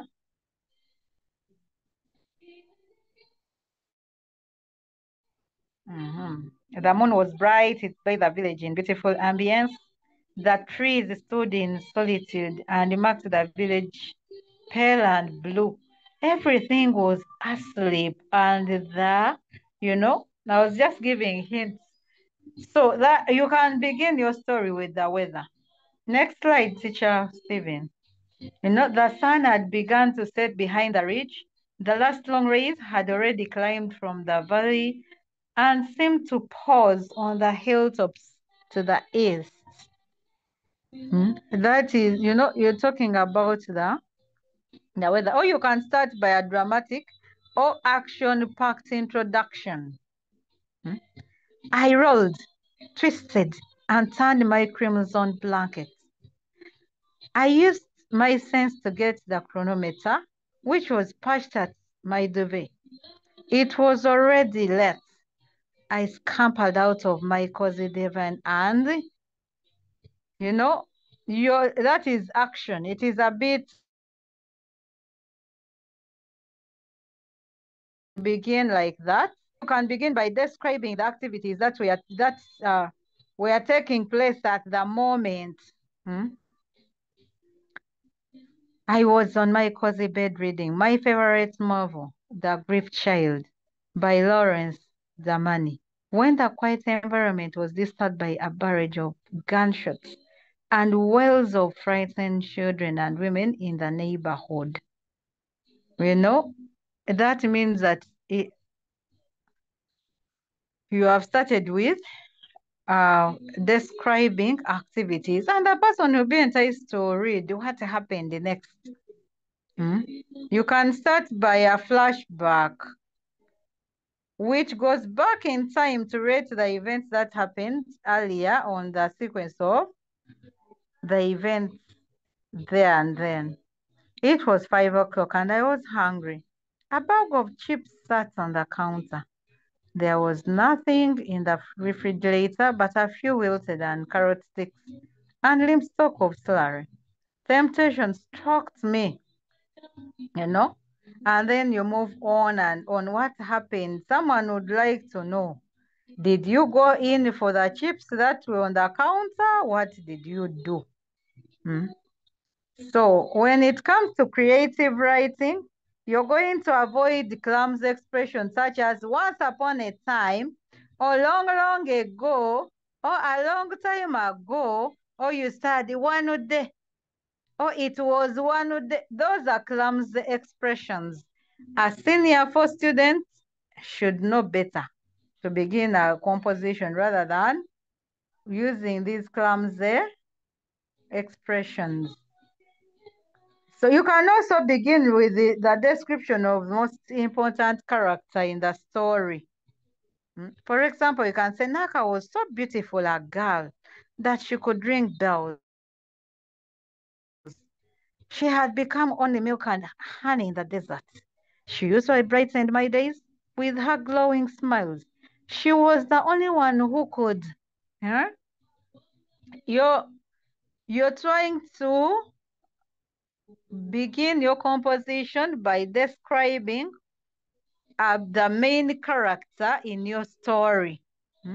Or you talk about Wanjala, a young boy, his beardless cheeks and chin scarcely needed a razor, you know. So that is another way of beginning your, or you can begin with a dialogue, or a figurative expression, or a quotation proverb. Or a dialogue and say, you lazy girl, up to now you have not finished cleaning. How long will I put up with your sluggishness? My mother shouted at me. I dropped the broom and sulked as I walked away from, you know, that kind of thing. Be creative enough so that you get the mark, the score for introduction. Actually, I forgot the 60th score for format is the introduction. The introduction has a score. So I forgot to indicate it there. That is the 60th. So a good composition should have such as idioms, aptly vocabulary, figurative expressions, phrasal verb to spice up the story. What you have to do is to ensure that you're correctly punctuated, paragraph, written, the spelling, the correct spellings, and of course, your grammar should be on point. And at the end of your story, expect that the reader must be relieved. There is a lesson that has been learned. You don't just end abruptly. I told you have to resolve a conflict in your story. So that we have in compositions, do not skip a line anywhere. Do not use subtitles in composition writing. Avoid using short forms or contractions. Don't, can't, couldn't, haven't. Those contractions are not needed. Avoid abbreviations. And then, of course, informal words, informal vocabulary, informal idioms should not be used. No things of saying, my mommy, my dad, you guys, buddies. We want formal language. And of course, you have to space your words very well. And do not break your words at the margin. Do not replicate the stories by copying from storybooks or movies. Write your own original story. You can be creative enough. You can write about a story, but when you're creative, but there are some of you who write and you know that this is artist authors. This is Weep Not Child. This is Grief Child. So you have to be creative enough. And then do not number your work. Don't number your work. Leave it at that. And then there are some words that I've put here. Well, those words where you we are saying avoid writing little. Write at least 1.5 pages or 1.25. But do not write a quarter of a page or half. You're going to lose out on scores. Some of your work, the work will not be marked out. You'll not get scores. Punctuate your composition very well. Indent direct speech. Use several paragraphs. We don't expect our composition to have only 2 paragraphs or 3. At least 5. And so on. Avoid block paragraphing. Write well. I've told you about those letters where the writer is not sure whether it is a capital. Even the person reading is not sure whether it is a small letter or a capital letter. Be careful with spelling of words because this one will attract lots of marks. And then when you start your sentences with small letters, you're going to lose out on marks. So sentences begin with capital letters and end with full stops. Do not form 2 words from one. We have words, for example, myself is 1 word, and then you separate it and say myself. Cannot is 1 word, and then you say can not. Almost something without everybody, and then you say everybody. That is wrong. Remember, some of these words, when they are joined, when they are separated, they have a different meaning. And of course, there are those that do not exist. Then I have those words that you form single words from 2 or more words. We go to the next slide, teacher Stephen. A boy instead of a boy. No sooner instead of no sooner. In spite of. It is in spite of. And then in case. Yet the word is in case. There are 2 words, in case. Then we have in order, not in order. I've even seen it in the chat. Some people are writing in case. They're writing in order instead of in order. Those are 2 words. We have in front. There are 2. Could not. There are 2 words. You don't write do not. You say do not. So you have to take note of the way you write the words. Those words will cause you problems. And even in summary, even if the contraction has been used, you don't use it. For you, what you do, you only have to write it in full. When you're writing your summary, you said do not. You don't write don't because you'll be penalized. You'll miss the score. So that is about creative writing. Then we have functional writing. I'm not going through the functional writing skills unless there is a one who really, the ones that you really need to go through. So teacher Stephen, you can put the slide for functional writing skills and we let them comment. I'm sure they have gone through all that. Letters, formal and informal, speeches, reports, the curriculum vitae, the memorandum, statement, minute writing, vote of thanks, giving directions, autobiography. We also have biography. I did not put it there.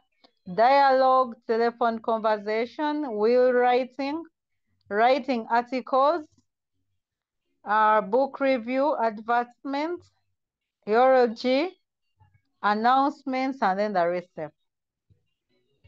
Those functional writing skills, you just have to ensure that you have the correct format. That is what I can say, correct format. Because content, you can't cram content. That content part will come with the task at hand. The content comes with the task at hand. So you don't cram the content. Language, you can get some of those words. The topics that you have covered. If we are talking about travel, which words connect with the travel? Which register? The choice of words that you use in travel. The choice of words that you use for patriotism. Which words would you use for childhood memories? So the vocabulary. The language is important. Of course, sentence construction, the spellings, and all that. know, I was still getting you some scenarios for functional writing, but I did not. We were supposed to go through some to ask you what do we need here? Scenario, what are you supposed to do? You know, that kind of thing. But do not cram things. You have to be ready for everything, whether it is creative writing or functional writing. So functional writing means that you have everything. You must have all those aspects of functional writing. Do not cram, just learn them and put them in your long-term memory. I know some people are saying it's time for supper. They have to go and have their supper. Otherwise, I would have loved being with you, going through every functional writing skill, but we cannot do it now. But I want to thank you so much for attending this facilitation. I'm praying to God that you pass with A and B. Those are the grades that we want, that we expect from you. So we are praying with you. We are with you all the way. You feel free to consult me in case of anything, as long as it is before the English language paper. Feel free to consult me. I'll be ready to help you out. Thank you so much. Teacher Stephen, back to you. Teacher Winnie, can we take on some few questions? It's fine.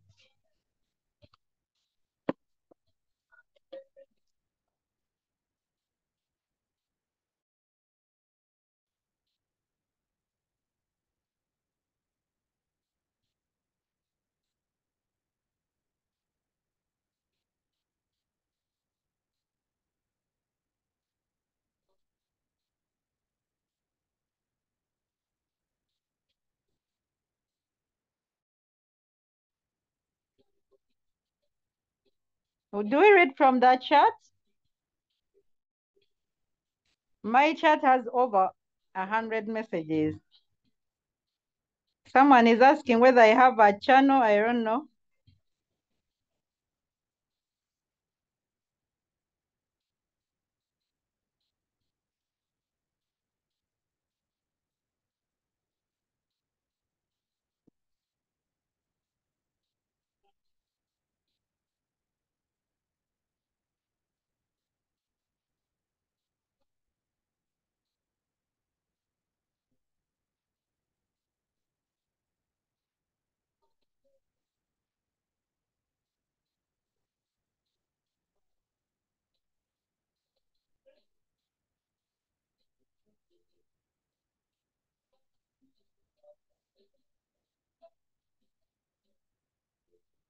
Teacher Stephen, do we read from the chat or there are people whose hands are up? We can use the chat first, and I'm seeing some hands up. Probably you can pick some few hands up. Okay.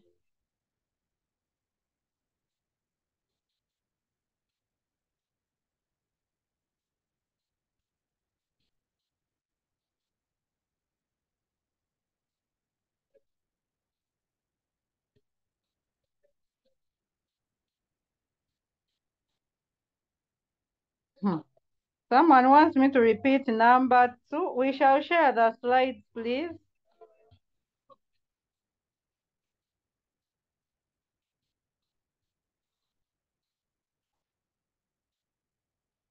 Yes, have neat work. In case you make a mistake, you cross out with a pencil. Don't rub with the rubber.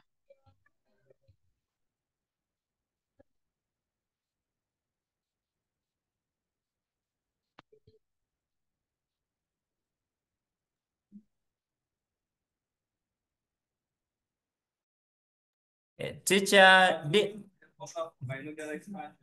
yes. Okay, Teacher Winnie, I think let us pick Gavanian. Gavanian? Gavanian? Gavanian, you can ask. Yes, madam. Gavanian, may you speak up a bit? Madam. Yes, please, I can hear you. On the first topic about summary, you talked about writing complete sentences. There are some sentences that you find if you cut it, it can't give a meaning, but it needs to write it as it is.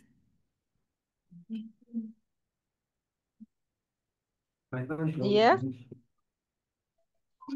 Complete sentences. We know that a complete sentence must have a verb, a noun, object.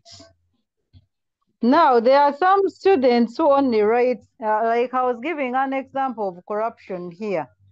When you say the effects, you're writing about the causes of corruption, and then the person says, poverty, okay, you have written corruption is caused by greed and what? The first sentence, full stop. Then you say poverty and inequality, full stop. Poverty and inequality, that is the second sentence. That means that that sentence is incomplete because we'll have to lift from the passage. The beauty of summarizing is that you're allowed to lift from the passage directly, but you also have to take note that some passages may be in the past tense and the task is in the present. It means that you have to change the tense of from the passage from the past to the present. So if the sentence is too long, we have to first read it critically. Does it answer the question the way it is, or part of it is not necessary? If it's all of it answers the question, then it is fine. You can do what? You can write the whole sentence there. But if it does not, then you can change. You can end somewhere where you have to be creative enough, by the way. It's not about writing, but you have to write complete, meaningful sentences. Yes. Yes. Okay. Now, madam, did they penalize me? My title doesn't reach at the end of the margin. No. The Did they title? penalize? Yes, because I've been told that I have to write at the first margin of the end. I balance the paper. As long as you have the title. Even if you don't write up that. Now, if your title has the 3 words, do you expect the 3 words to reach the end? No. No. They will not reach the end. So just write your title and leave it at that. Yes? There are some words that have a however. After however, we put a comma. Do we count that comma? A comma is not a word. A full stop is not a word. We don't count them. Those are symbols.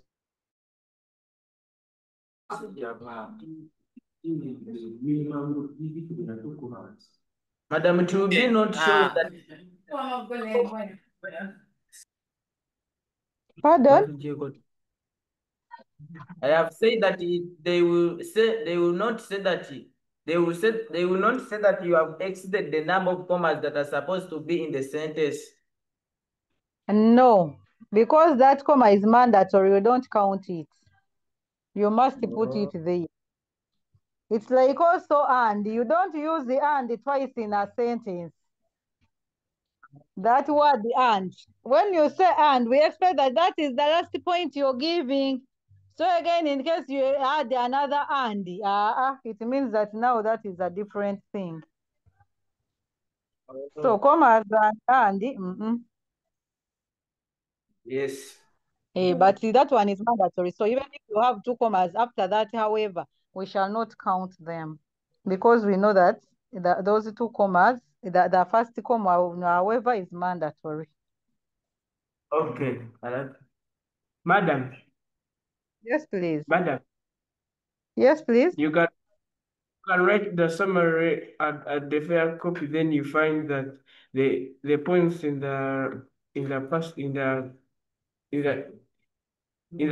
text they are over and the number of words have not yet reached. Do they penalize you or do they give you the marks? If you have what? You have written the fair copy and the rough copy? Yes, and when you try to count the words, they have not yet reached, but the points are over the text they have given you. When the points are over? Yes. It is okay, as long as you know that you have written all the points, it is well. No problem. You have to make sure that you write all the points. Yes. So if you have written and exhausted all of them, there is no problem. As long as you put word limits in mind. Yes. Okay. Thank you, Matt. You're welcome, dear. Sentibali Kudembe, Metala Maria. Oh, my neighbors. Sure. I grew up in Mitala Maria, by the way. Oh. And I used to admire their singing. I don't know that they still sing like they used to those days. Metala Maria, you can ask. Okay, thank you, sir. Madam, our question is that some passages have limited points, except when you rephrase some sentences. For example, some meaning of points are hidden in a certain sentence. Is it true to rephrase a sentence in order to maximize the points in the fair copy? No. Lift the sentences the way they are. Okay. Lift the sentences the way they are to avoid the problems. Another question is that, for example, after I have included one point in a certain paragraph, in that one paragraph, and I put there a comma, after each and every comma, am I supposed to put there a preposition or a noun of that topic I'm writing about? After a comma? After a comma, should I say that, for example, corruption, and I say that it, or I go back and I put there the word corruption led to so and so, like that? In that very sentence which you have started with corruption. Not only you have the topic. started your sentence with the subject, not so? Yeah. And then you have put a comma. Is that what you mean? Yes. Then you go back again and you bring the subject? No.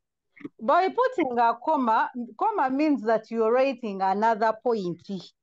Like we say, the causes of corruption. Yes. Corruption is caused by greed. You put a comma, not so? Yeah. Then you write another cause. You don't again go back and say corruption. No. Putting a comma means that you're talking about that very subject. So you just write the next point. Okay. Another question. Yeah. Another question is that about the title, the way to put it there. If it is, for example, short. For example, I can say that disadvantages of corruption for one-sided summary. Should I include the title in the middle or I start from the margin? You start from the margin. It does not matter.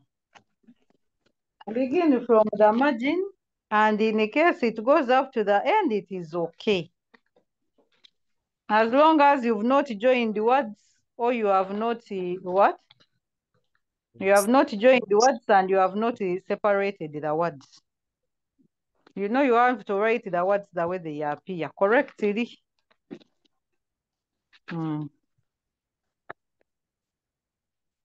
Okay, we have only one last question.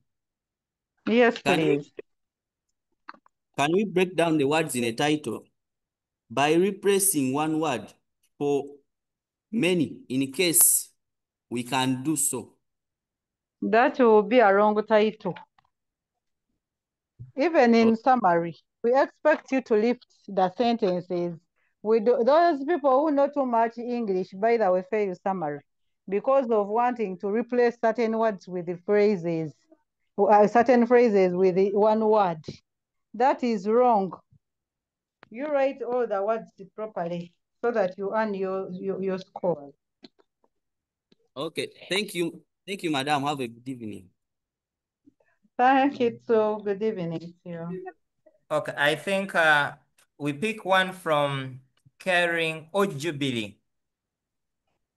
Jubilee or Caring Hearts, let's have your question. Good evening, madam. Good evening, yeah. Our question is, we just have two questions to be brief. The first one is like in the number one, the one of the summary piece, where we, after using the transitions, how should we, like, how many commas should we put in the sentence? Question number two is, how can we justify or find the justification for a point or a task given in item 2? Because it's something like most challenging to many students. In the item 2? Yeah, in item 2. Finding the justification. Yeah. The justification comes from the passage. The justification comes from the passage you have read. For example, you have read a passage about, I was giving an example, those who did Jeb Mock, about this girl who gets pregnant while at school. I senior too.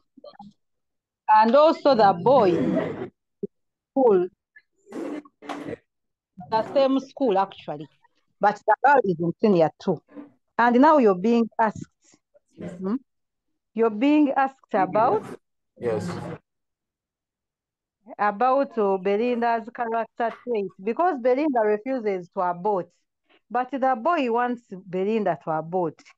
Wangura wants Belinda to abort. They're asking you about Belinda's character traits, giving justifications from the text.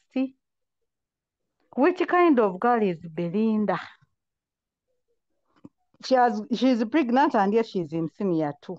So if you say that Belinda is irresponsible or careless or reckless, you have to tell us why.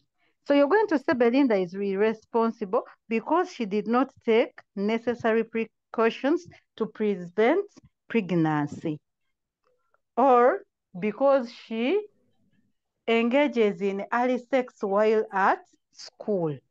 Or you could say Belinda is mindful or prudent when she decides not to abort the pregnancy. Because many young girls will say, let us abort, but Belinda has refused to abort. So that one makes her prudent or conscious because she knows the consequences of abortion. So the justification comes from the text, what you have read. For example, if they're asking about the writer's intention of this text, and you say that the writer is sensitizing the youth, and you end there.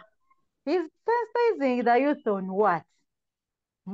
But he's sensitizing the youth on the dangers of early sex or pregnancy, or the dangers of coupling while you are still at school.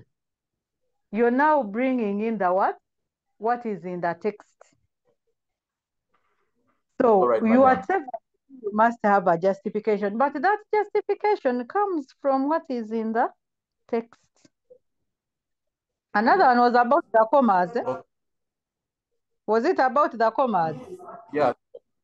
The comma after using the transition. Okay. I said after the word, however, there is a mandatory comma. Not so? However, comma. Now, if you're writing your points and you have 2 commas, that one is okay. It's not going to penalize you because we know that the other comma on however is mandatory. Are we together? That is how the comma, that is how they work. One last question is that on item 2, there is a part where they ask like, well, how do you feel after reading the passage or any text, any Yes, piece? that is testing on feelings. Yeah, in feelings. But I have a question there, like using like when I'm starting the answer, should I use I am or am? What's the rightful verb approach? I'll give a new instance. Haven't you seen those slides? I am disappointed. I am hungry. I hate Wangura for forcing Belinda to abort, yet abortion has consequences. The girl can die or can get a hemorrhage, you know, that kind of thing. You don't say, I feel. That is wrong. Even when we are. So if I use you say I am will I not be penalized? here. If you do what? No. If you use what? Or if I use starting with am. I'm disappointed. Something. Write in a full. I am. And you're writing I am, not am. Have you heard? You write I am, those are 2 words. You don't write am. You write I am. Are we together?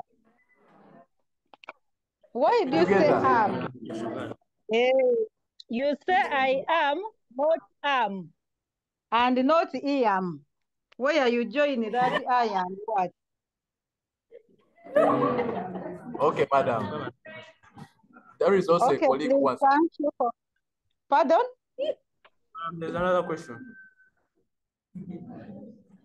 The question goes like, the question is like, we have come across some passages when they have many points to be listed in summary writing. So my question is, when you're writing a rough copy, are we allowed to exceed? Are we allowed to exceed the number that is being given to us? Assume they have given us not more than 100, but in rough copy we exceed because when you are listing the points, after we can make it right in the fair copy. And we leave out some. I said.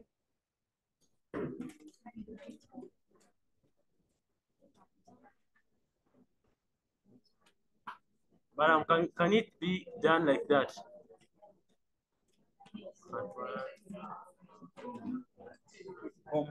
Words after writing your rough copy. So when you count the words and they exceed the required number of words, you have to read it through again to see which words you eliminate. You eliminate by using a pencil. For example, if you have written 150 words and you only need 130, that means that you have to eliminate 20 words. So as you eliminate, you count the words you're eliminating, and then you say, okay, I've now reached the required number of words that I need. So the next thing you do is to write out your fair copy, knowing that you already have the required number of words.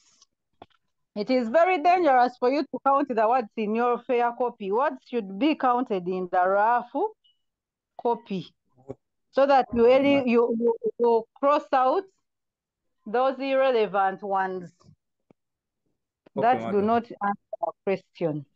Yeah. Okay, madam. Thank you, madam. You're welcome. Yeah.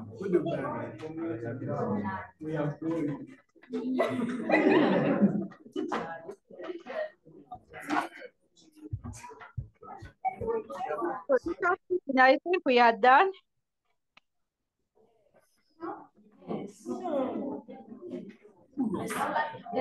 We are done. Jonah.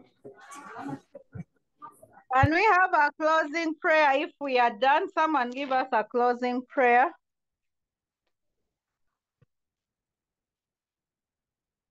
Yes, Bright High School.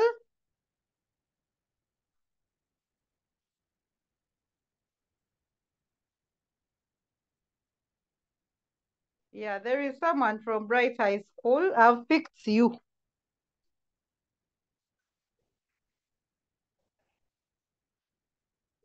Hello.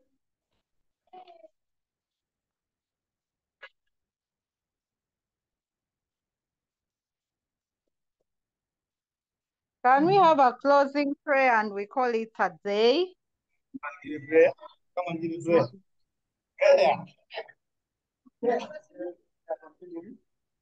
A prayer from Jubilee.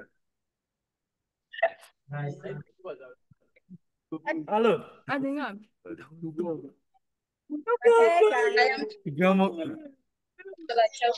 High School, give us a closing prayer. We have a question. Okay. Madam, we have a question. Yes, please. Madam. You ask. Madam, we have a question. You ask. My question is about creative writing. Are we supposed to use idioms and new words? Because whenever we write them, the only thing is just crossing them out, yet they are relevant. What could be the problem? They are very important. Actually, when we are marking we start them, we tick them, as long as you have used them correctly. Can we have a closing prayer, please? I have a meeting to attend to. Let someone pray. I have a question. Assuming I write my title with letters. Assuming I write my title with small letters and I capitalize the initials. Let us play.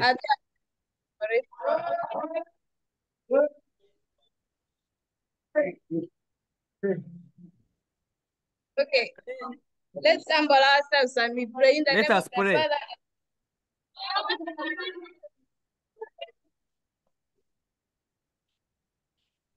Let us humble ourselves and we pray in the name of the Father, the Son, and the Holy Spirit. Pray.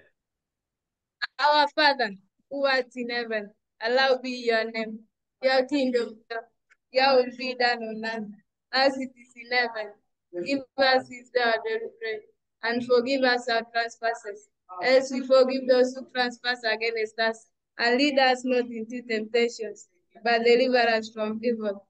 Heavenly Father, we want to thank you for this discussion. Father, we thank you so much for our lives that you have taken us through this discussion. May you continue to guide us and guide our facilitators throughout the day. I pray all this trusting and believing in Jesus Christ, our Lord. Amen. Thank you so much, Teacher Win, for the Thank you wonderful so session. much. You're welcome. Thank you so much, all the schools that have joined in. We shall be sharing the recording for those who have missed out some few parts, and then we shall meet tomorrow for chemistry. Thank you so much, everyone, and have a good evening. See you tomorrow.